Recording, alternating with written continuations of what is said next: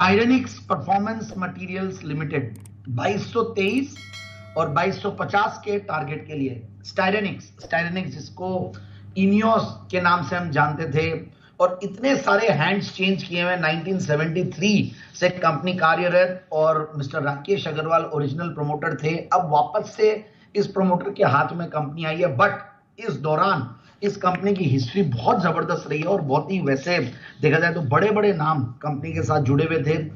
1997 में बेयर, मतलब जो जर्मनी की बड़ी ग्रुप BAYER, एक बड़ी ग्रुप, वो इसमें स्टेक ली थी। फिर उसके बाद इनियोस आई थी, फिर बासफ आई थी। इनियोस और बासफ ने हैंड्स ज्वाइन किए, वो लोग आए। फिर बाद में 2022 में शिवा परफॉर्मेंस मटेरियल्स ने इनफैक्ट इसको फाइनली इसकी शेयर होल्डिंग को टेक ओवर किया, जो कि मिस्टर राकेश अग्रवाल के लीडरशिप में अब यह है। और कुछ मेन की पोजीशंस जब चेंज होते हैं और ऐसे जब हैंड्स चेंज होते हैं तो परफॉर्मेंस जबरदस्त चेंज होता है, इसमें भी कोई दो राय नहीं है। और इस कंपनी के साथ भी वैसा ही हुआ।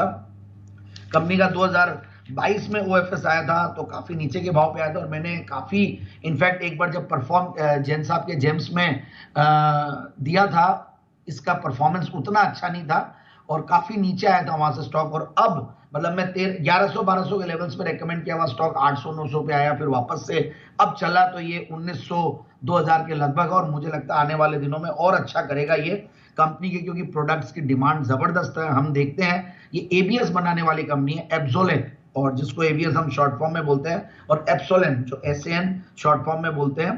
तो ये कंपनी जो प्लास्टिक रेजिन्स बनाती है, अलग अलग होम अप्लायंसेस में, ऑटोमोबाइल्स में, कंज्यूमर ड्यूरेबल्स में, सब जगह होती है यूज इसका।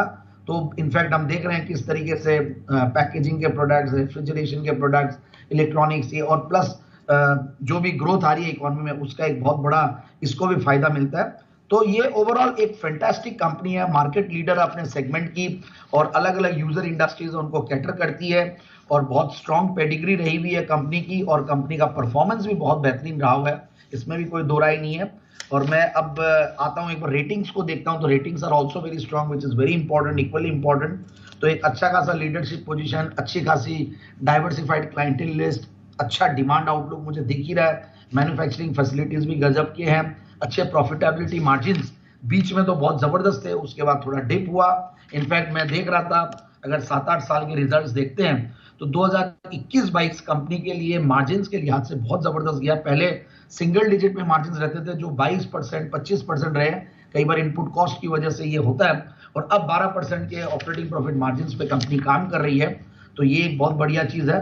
सो ओवरऑल एक zero debt company, almost negligible debt, 27 crore का डेट है, और 31% का रिटर्न ऑन कैपिटल एम्प्लॉयड है, 25% का रिटर्न ऑन इक्विटी है, 19 के पी मल्टीपल पे स्टॉक चल रहा है, और पिछले 5 साल में गजब की प्रॉफिट की कैगर रही है। 3 साल में मैं इसलिए नहीं बोल रहा हूं क्योंकि 2 साल जो मैं 2 साल अभी जो बताया था वो एक्स्ट्रा ऑर्डिनरी मार्जिन की वजह से बहुत बढ़िया रहे, बट ओवरऑल 77% की कैगर रही है। So that is more important. अच्छा स्ट्रॉन्ग पियोट्रोस्की स्कोर जो कि 8 है, which is very important parameter. और 22 मार्च 2023 में 42 करोड़ के पैट के सामने 49 करोड़ का पैट था मार्च 2024 में।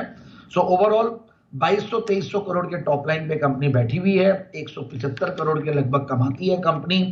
अच्छा खासा प्रोमोटर्स की 63% की शेयर होल्डिंग है, जो कि शिवा परफॉर्मेंस मटेरियल्स, जो कि रिसेंटली 2022 में हैंड्स चेंज हुए, जो मैंने अभी शुरुआत में बताया था, और FIIs DIs करीब 6% होल्ड करते हैं।